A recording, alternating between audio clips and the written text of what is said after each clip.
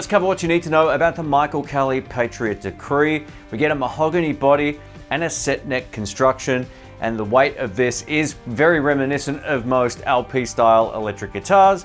But one of the great things is we get a contoured heel here, which really makes getting up to the end of the fretboard pretty easy. We get 22 medium jumbo frets, we get an ebony fretboard and pearl bone inlays. Take a look at them up close. Michael Kelly called this the modern C-neck, but it's not that thin. If he used to say something like a Fender modern C-neck, this does have a bit more chunk on it, and I much prefer it in the hand. We get a scale length of 24.75 inches, which is basically exactly the same as most LPs. So if you're looking for a guitar from Michael Kelly based on pretty traditional specs in that regard, then give this one a look. When it comes to the humbuckers, we get two really musical MK PAF Plus humbuckers that you can also coil tap or split coil, thanks to these two tone controls down here. Now the quality of these pots also needs to be mentioned. These feel far better than far more expensive guitars just in terms of how they push and pull like this. Very cool. The body and the neck share this beautiful satin finish. The great news is this isn't at all sticky. It very heavily reminds me of the same type of finish I saw on one of the Yamaha Rev Stars that I reviewed, so overall it feels great in the hand. A massive thanks to DI Music in Australia for letting me review this. I really appreciate it. If you want to check it out, I'll link it down in the description below. First up, I wanted to showcase just how great these humbuckers sound with a little bit of classic crunch, thanks to the custom Defender 5-watt amplifier going through my Marshall cabinet, which is loaded with an Eminence Texas heat speaker. All of these clips I'm about to show you are all recorded using an actual speaker and amplifier with a Rode NT2A microphone and a Shure SM57.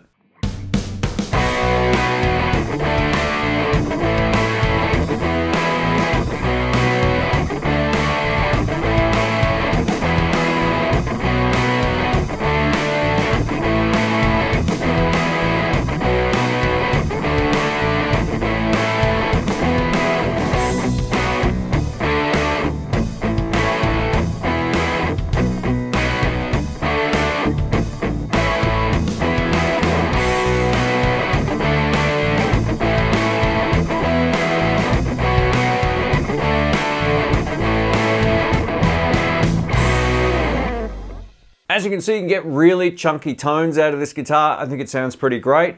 Let's go over to a quick sample of the isolated tones.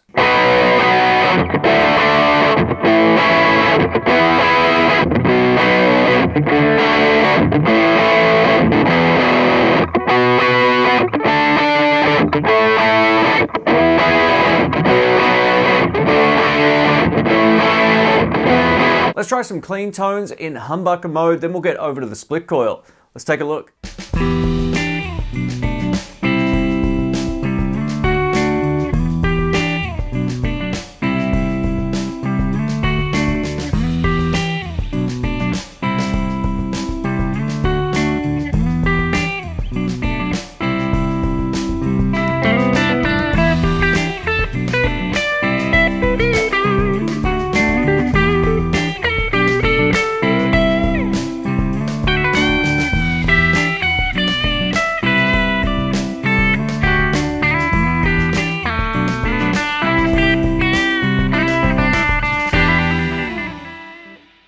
As you can hear, the clean tones are really beautiful, but what I'm going to do now is isolate each of those rhythm tracks for you again so you can get a good sense of what's going on.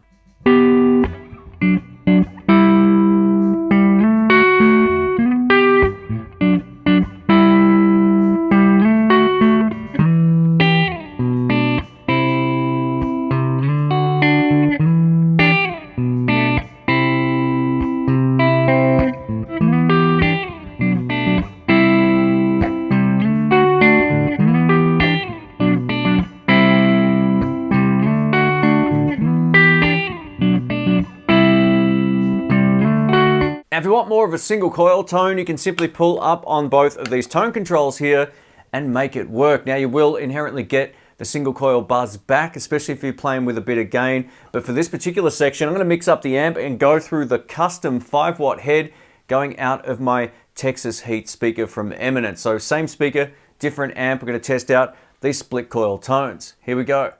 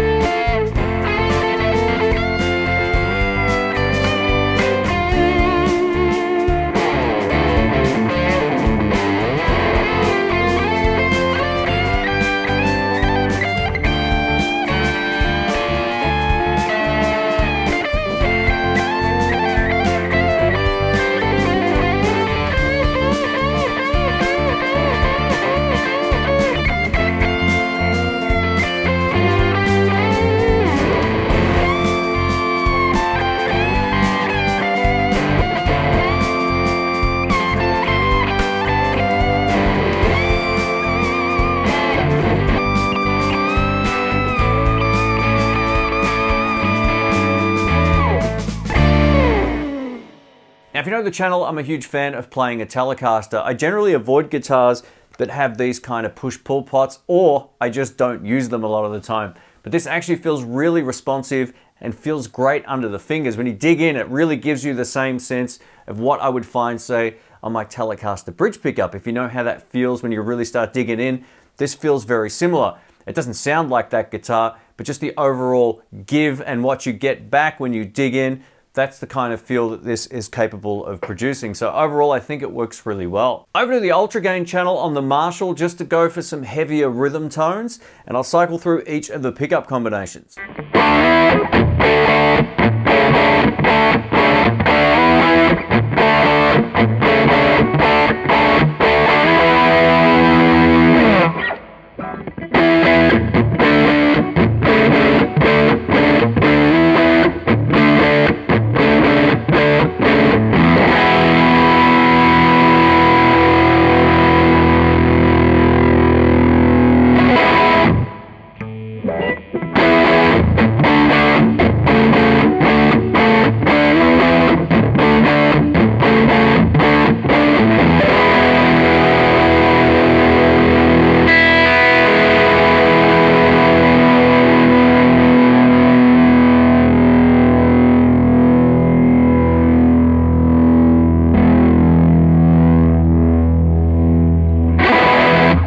Lastly, I've just dimed the gain on my Marshall. I've added some delay thanks to the Crazy Tube Circuits time delay pedal, and we're just going to go for a big riff or lead tone here, and you can see just how well this handles those higher gain tones.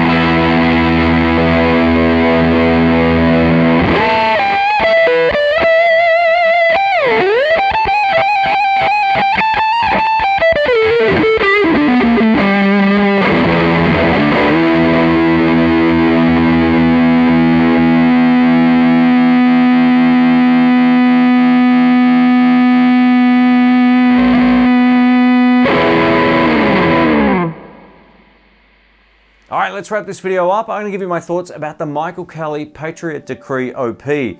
Tone-wise, these pickups sound great, both in humbucker and coil tap or split coil mode.